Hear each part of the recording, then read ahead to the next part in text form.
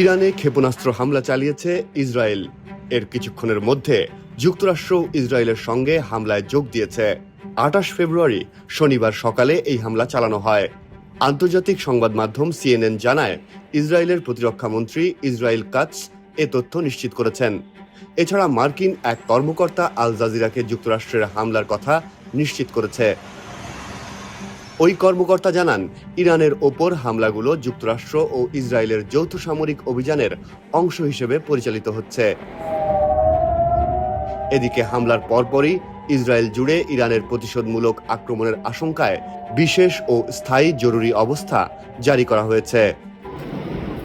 ইরানের first news এজেন্সির বরাতে বিবিসি জানায়, রাজধানী তেহরানের কেন্দ্রীয় এলাকায় ৩টি বিস্ফোরণের শব্দ শোনা গেছে।